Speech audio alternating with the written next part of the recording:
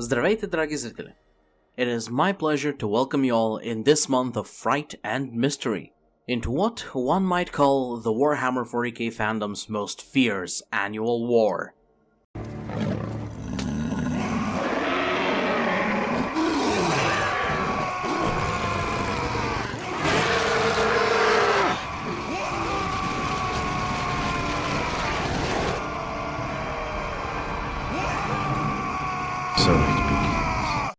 Given this occasion, we'll have the channel's first videos dedicated to the less appreciated denizens of the galaxy, the xenos, to the joy of all 13 xenos players out there.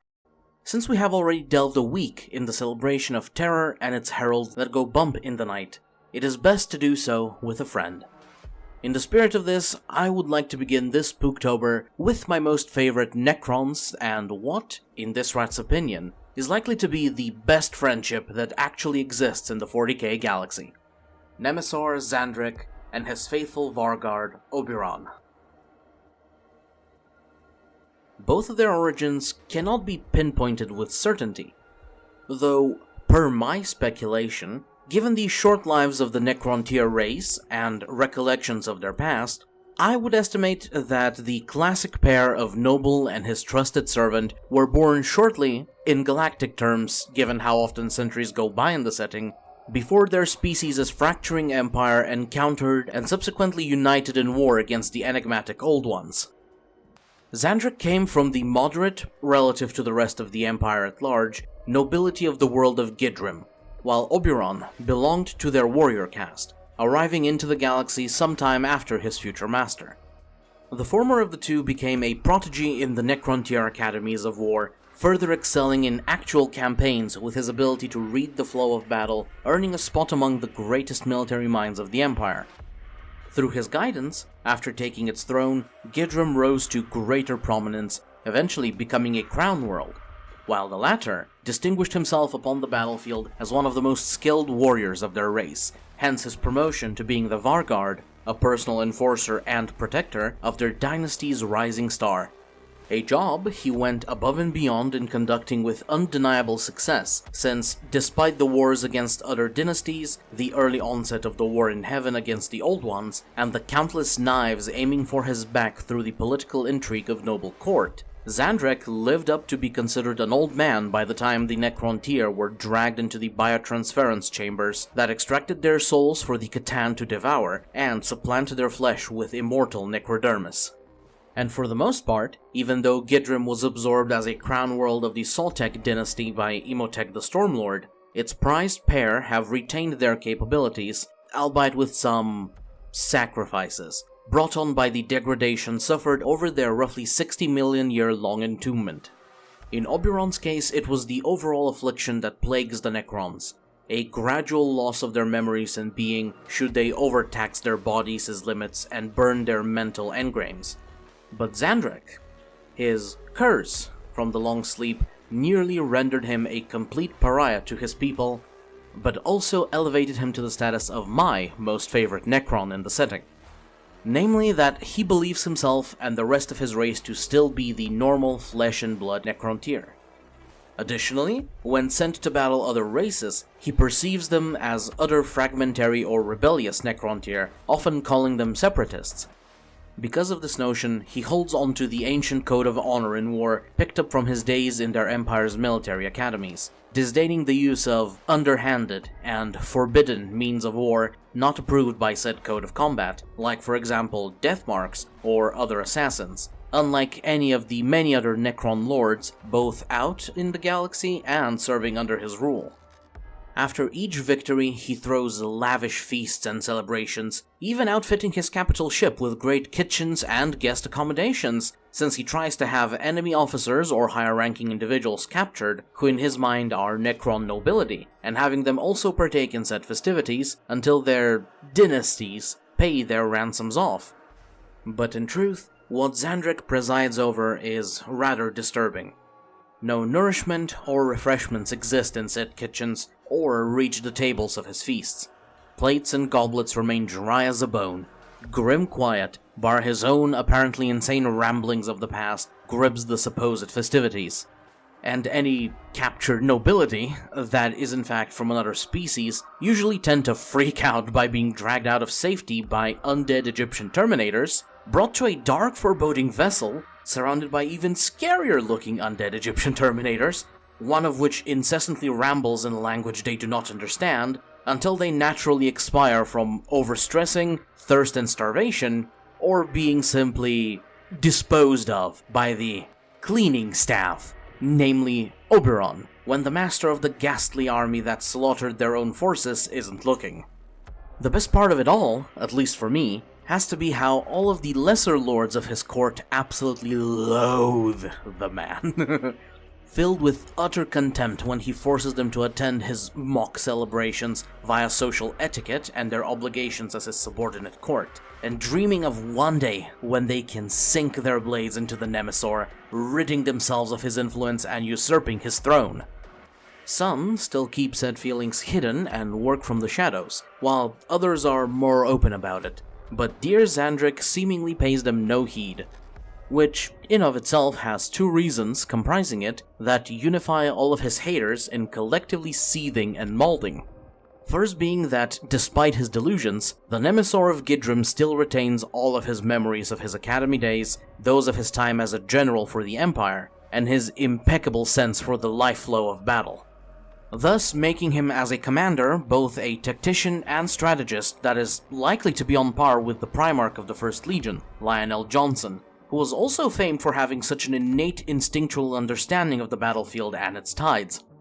Brief side tangent, but given this similarity, I do wonder how a campaign against one another would go between the Emperor's first son and Gidrim's star.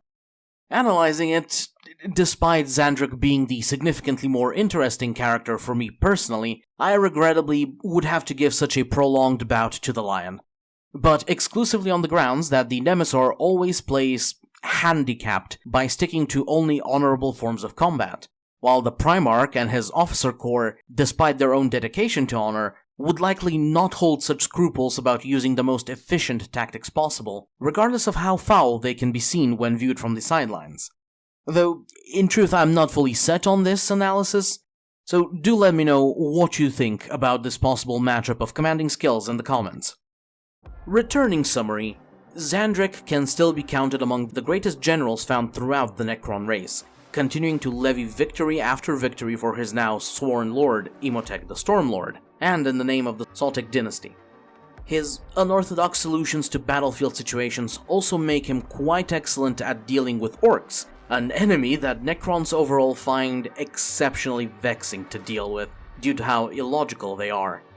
Or in short, he is very useful to one of the top two digbics of the Necrons as a faction, so any sabotage or conspiracy attempts made against him are bound to be seen in poor light. The second reason being the terrifying blend of unstoppable force and immovable object that is his Vargard, Obyron, who knows damn well what all the lordlings wish to do, and keeps them well reminded that if they try pulling anything, he will gladly show them that their immortality is not as permanent as they may have believed. However, rather than their combat prowess or tactical acumen, personally I am most delighted by their friendship. I find it so compelling that I would stake the claim that it is the best one represented in 40k's setting, surpassing the bonds of any Space Marines, Primarchs, and even the bromance of Caiaphas Cain and Jurgen. For this segment, I will be referencing the short story Severed by author Nate Crowley, as it explores this amazing duo's relationship in great detail. I highly recommend you read it as well, so consider this your advanced spoiler warning for its contents. Prior to the deep dive into the pair, the story opens with an excellent example of their capabilities. As their forces are mopping up the last remnants of Adeptus Mechanicus defenders of a world they are invading, the Imperials send out a seemingly final gambit in the form of many heavy cargo haulers that get shot down and crash right in front of Zahndrekh's view deck, lifting up a great cloud of dust that prompted him to begin coughing, despite having no respiration, to the dismissive irritation of his Vargard. From their ruined hulls burst out scores of automata, combat robots of the Mechanicus, that begin pushing into the defending Undying Legions. Wanting to end the matter swiftly, Obyron asks his Nemesor if he should go down there and dispose of the machines, but is stayed by his friend. It is implied that Zahndrekh was able to see the desperate act for what it truly was, a colossal distraction, since the crashing haulers and their weaponized cargo were meant to act as a cover for a lone Calidus assassin to sneak aboard their vessel and kill the commanding ruler. Nothing of the sort would happen, since despite its stealth and skills, from being practically linked to the security system of the vessel, Obyron keeps track of the assassin from the moment it boarded, dispatching it in swift fashion by first nailing its leg to the floor with his war scythe and then crushing its head underfoot. All the while, Zahndrekh flashed him a smug smile. It is later on, after the Nemesor, acting as if drunk from his empty goblet in front of his Pharaon, was ordered to a different objective by the Stormlord himself, that a series of events play out, allowing us a glimpse into how the two view things individually, and how Gidrim's shining duo still remain predominantly intact by anchoring each other, rather than losing any sense of self and falling to madness like most necrons. In rare glimpses of lucidity that grace him through his warped vision, Zahndrekh has grown to realize that, despite his pomp and skill, he is not able to shoulder the burdens of his station on his own. He recognizes, even if only to an extent, he is alone among his kind, detested for being mad and constantly plotted against. Yet in the end, he does not need anyone else to like him so long as he has the stable bedrock that is his loyal Vargard. Just having Obyron, someone who the Nemesor considers his better half, even if a bit too oafish, by his side, and knowing that he believes in him, regardless of how dire their situation, is enough to give Zahndrekh the strength to not fall to the darkness that kills the mind of not only their mutilated species, but of any sentient living being. Except the orcs. Something that many in our own real world experience, but are able to stave off by having that one or more persons in their lives that enable us to continue being by believing in our own ability to do so. Contrasting his general's unique disposition, Obyron instead suffers the most common affliction of the necrons who still have minds to retain, being conscious of, understanding, and trying to cope with the abuse their species was put through. Not merely the removal of their flesh, but the loss of their very souls, of any reason to live, by the poisoned chalice of immortality that was shoved down their throats. Yes, time would never ravage them the same way it does organics, but what purpose was there to continue on? Being brutalized into a hollow mockery of life, of what you once were. All of the small joys that one could experience, the warmth of the sun, the caress of the wind, the delight of fragrance and taste, the faces of loved ones, gone, turned only into raw data by your perception, never to be experienced properly again. Feeling like drowning, yet having no lungs to fill or scream with. And at the same time, knowing that all of said loved ones, everyone you knew, is suffering from the exact same pressures you are, have lost themselves to be mindless machines, or are simply gone. Or, well, all but one. In a few passages of the story, Obyron notes how he finds his master's antics, delusions, and eccentricities to be utterly ridiculous, finding his nonchalantness about their condition even annoying at times. But deep down, it was something he appreciated more than he could describe. His Nemesor was still the same virtuous general he had followed in life, still the same old chatterbox. And while his ramblings of the past reached suffocating volumes at times, they kept the warrior sane, and himself, by having life retold to him. Over the course of the story, their friendship is put to the test under severe pressure, where Obyron seemingly got his wish for Zahndrekh to finally see the truth of their existence and recognize it. It, in turn, was a grim monkey's paw, as his master had apparently broken and was nearly lost. The last vestige of Obyron's mortality nearly lost. That almost broke him in turn. But out of duty, loyalty, and love for his friend, he never stopped believing in his ability to recover, which in turn fueled Zahndrekh's own restoration, allowing them both to overcome the challenge they were tasked with. Two beings on the cusp of expiring in spirit for millions of years, still retaining their very sense of being by mutually sustaining each other just by being themselves and continuing to be devoted to the other. Personally, I at least have not encountered another bond of brotherhood that contains such purity and depth like this one, which is why I feel confident in calling it the best friendship in Warhammer 40k. Though there is one other detail I would like to present to your attention in reference to Zahndrekh more specifically. For it, I would first like to share with you the ending passage from the short story Severed. I give this additional spoiler warning in case you want to go through it on your own terms without knowing the last couple of paragraphs. Zahndrekh put an arm round him in consolation and continued. Let me pose you this thought, Obyron, in the hope it will bring you ease. What do you think caused you to hold true to me all this time, despite all the power you might have enjoyed through betrayal, if it were not a soul? What can love but a being with a soul? Even if we all ceased to be flesh and blood millions of years ago, which of course I do not believe for a moment. Zahndrekh actually winked. Wouldn't it have suited us better to live in denial of that, as some fools might say I had done? Wouldn't it be better, Obyron, just to accept our fate and enjoy immortality for the everlasting life of merry campaigning it has proved to be?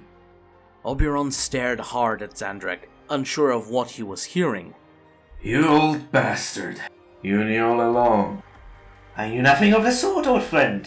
But since you seem to be laboring under some delusion that you're a soulless machine, I thought I should at least make some attempt to set you straight. Zahndrekh stood up then and patted his thigh for Obyron to join him. Come now, soldier. Up on your feet, and let's return to the flagship. If we're quick about it, we can have this all cleared up in time for a truly astonishing feast. Obyron, ever loyal, obeyed his lord. He would have wept, but he had no tears. From this excerpt, we are left with two branching options. To believe the dear old Nemesor and leave it at that, or that perhaps he is not as mad as his peers believe him to be. If it does so happen that it is the latter, in addition to being my favorite, I would also bestow Zahndrekh with the title of being the best fit to eventually rise as the de facto faction leader of the Necrons. True, he may not be as good a strategist and warrior as Zceenook, the Stormlord, and he may lack the power and knowledge of Zahndrekh, the Silent King, but having seemingly nearly conquered the biggest hindrance to most Necrons, treating his opponents with honor and respect, and still bringing glory to his domain, it is my belief that Zahndrekh should be the one to lead his people into the future, and not have it end up utterly bleak and disheartening. A task I'm certain he will doubtlessly succeed at, as he will have his trusted Vargard Obyron by his side. With this, our time for today draws to a close. I do hope that this venture out of Space Marine focus has been to your delight, and possibly inspired you to look deeper into the Zceenook dynasty's most charming lord. If you have enjoyed yourselves, please stab that like button, and share which is your favorite Xenos character from the setting, or which friendship you find most compelling in the comments below. Be sure to subscribe in order to keep up with future uploads. Until next time, I wish you all a lovely rest of your day. Do viždane.